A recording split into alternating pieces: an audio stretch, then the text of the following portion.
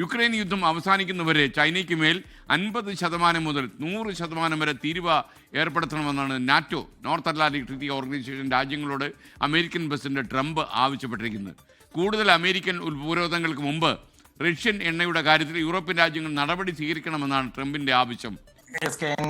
ട്രംപിന്റെ വാർത്തകൾ നമ്മൾ നിരന്തരം പറയുന്നത് കൊണ്ട് ട്രംപിനൊരു തീരുവ ഏർപ്പെടുത്തണമെന്ന് എസ്കെൻ ആലോചിക്കണം. ഈ റഷ്യൻ എണ്ണ വാങ്ങുന്നത് പൂർണ്ണമായും നിർത്തിവെച്ച് വ്ളാദിമിർ പുടിന് മേലുള്ള സമ്മർദ്ദം വർദ്ധിപ്പിക്കണമെന്നാണ് ഡൊണാൾഡ് ട്രംപ് ഇന്ന് നാറ്റോ രാജ്യങ്ങളോട് ആവശ്യപ്പെട്ടിരിക്കുന്നത്.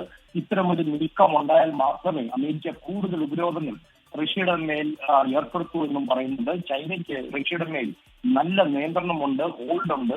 ഈ തീരുവ ഉയർത്തിയാൽ ഈ ഹോൾഡ് ഒക്കെ ബ്രേക്ക് ആകുമെന്നാണ് ട്രംപ് ഇന്ന് പറഞ്ഞിരിക്കുന്നത്.